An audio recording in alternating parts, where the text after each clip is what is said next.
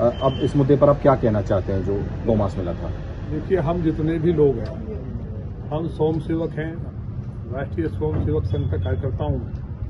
जब मैं 9th में पढ़ता था और हमने सीखा कि गाय पूरे विश्व की माता है। किसी की माँ को अगर कोई बदतमीजी कर दे, छेड़ दे तो कत्लेआम हो जाते हैं। आज पूरे सनातन के ऊपर हमला हुआ है और दादरी जिस क्षेत्र में हमला हुआ है, इस क्षेत्र में 1857 की लड़ाई रामराव सिंह भाटी के नेतृत्व में लड़ी गई और गोपालकों का क्षेत्र है, किसानों का क्षेत्र है।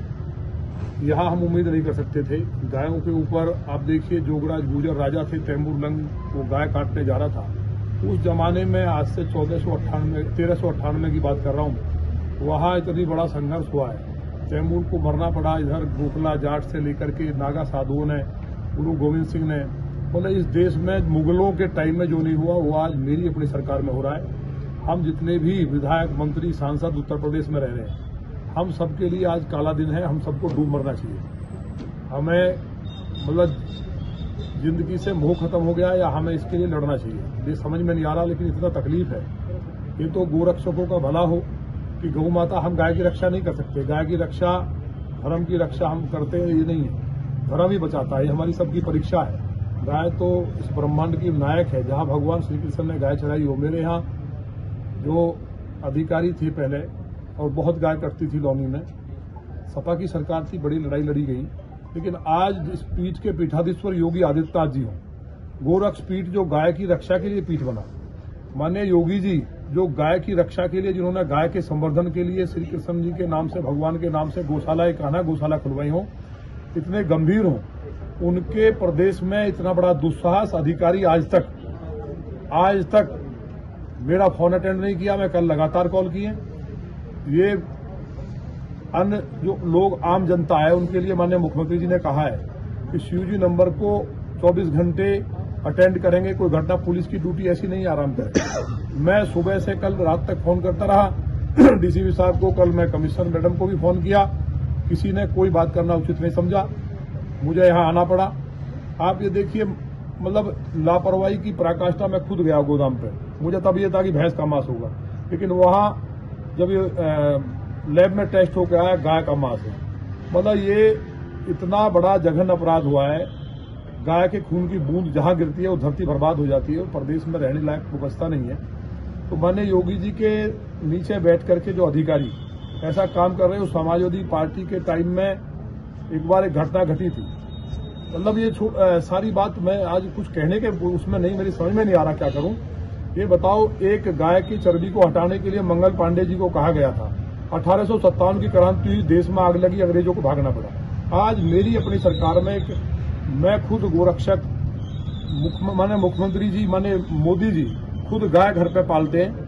तो गाय को खाली मां कह देने से मां नहीं होगी। मुझे लगता है कि बहुत बड़ा दर्दनाक घटना हुई है और मैं अधिकारियों से कहा भी, आज तक उन्हें यही पता नहीं है। यहाँ जांच की देखिए, कई प्रधान यहाँ के डूब मरना चाहिए, कीड़े पड़ेंगे सबको। मुझे फोन करके कह रहे हैं कि जी देख लो, इसमें कोई बात नहीं है, गाय मर गई तो मर गई। मतलब जिस क्षेत्र में का किसान ही जहाँ का, मतलब गोरक्षा के लिए जिन लोगों ने लाखों लोग मरे हो, वहां इस तरह की चीजें आई तो तकलीफ है।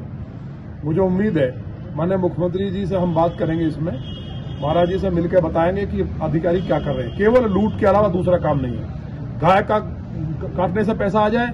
आप बताइए, वहां अगर कोई परमाणु बम रख देता लाके, 300 टन इन गोरक्षक वेदनागर ये भाई लड़ रहा है, इसका मर्डर हो जाए, कौन जिम्मेवार होगा? जो गोरक्षक बेचारे, मेवात के गोरक्षकों ने बताया। मेरे यहाँ कांग्रेस के नेता कपिल सिब्बल जी की पत्नी के नाम पे, प्रमिला सिब्बल जी के नाम से फैक्ट्री है। वहां से जो मांस सप्लाई होकर के यहाँ से कहाँ जा रहा है, किन फैक्ट्रियों में सप्लाई, कहाँ किन होटल्स में सप्लाई हो रहा है, पता चला जी एनसीआर में, यही पता नहीं कहाँ हो रहा है, कहाँ से आया। तो पुलिस ने क्या इसमें जांच की है? ये देखिए कितना मैनेजमेंट है।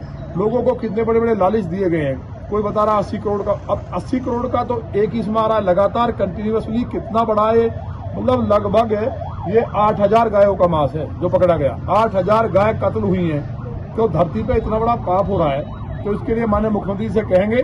मुझे जानकारी ये हुई है कि 2 अधिकारी लखनऊ में जो बैठे हैं, बड़े अधिकारी, वो गाय का पूरे प्रदेश में कटवा करके पैसा रख रहे हैं और निचले अधिकारियों को काम नहीं करने दे रहे हैं। 2 अधिकारी हैं, इसलिए मुझे उम्मीद है इसकी जांच या तो सीबीआई से हो, क्योंकि ये कई राज्यों का मामला हुआ है। यहाँ कोई बंगाल का बता रहा है, कोई कहीं का, तो टीम बने।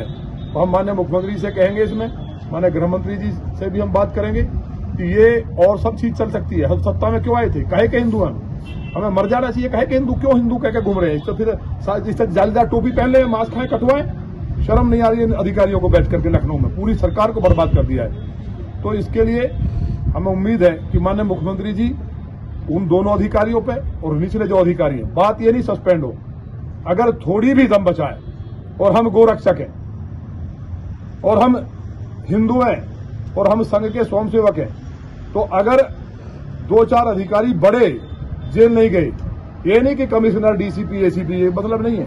जो लखनऊ में बैठ के सिस्टम चला रहे, गाय कटवा रहे हैं, उन पे मुकदमा दर्ज हो, फास्ट ट्रैक कोर्ट में मुकदमा चले। जब तक 2-3 अधिकारी बड़े जेल नहीं जाएंगे और उन्हें मृत्युदंड नहीं मिलेगा, ये मृत्युदंड से कम की सजा नहीं है। हमने कहा है कि एनएसए लगना चाहिए, कोई किसी को पता ही नहीं है। तो इसकी बात को करने आए हैं। जो हमारे संगठन महाराज जी और जो वेद भाई हैं, आज कुछ लोगों को ये कॉल हमें आई थी कि एक बार बात की जाए, इसमें प्रोग्रेस क्या है, लेकिन रिजल्ट 0 है। एक भी अब तक कम से कम एक भी अधिकारी जेल चला जाता इसमें अरेस्ट होके, तो लोगों की भावनाओं को मरहम लगता। अब मुझे उम्मीद है कि महाराज जी 1 सप्ताह बाद गोरक्षकों की जो प्रमुख संगठन है उनकी मीटिंग होने जा रही है, ये तय हुआ है। उस मीटिंग के बाद हिंदुस्तान में जो महाराज जी कृपात्री जी महाराज के नेतृत्व में 7 नवंबर 1966 को आंदोलन हुआ था, भारत का नहीं दुनिया का सबसे बड़ा आंदोलन गौतम बुद्ध नगर की धरती से होगा, जिसमें एक एक गोरक्षक भारत का जो गाय को अपनी मां मानता है, जो अपने को हिंदू मानता है, और जो नकली है वो दूर रहे, जो बिल्कुल जिंदा हिंदू है वो यहाँ आएगा। और मुझे उम्मीद है कि आज के बाद देश में कोई गांठने का दुस्साहस नहीं करेगा।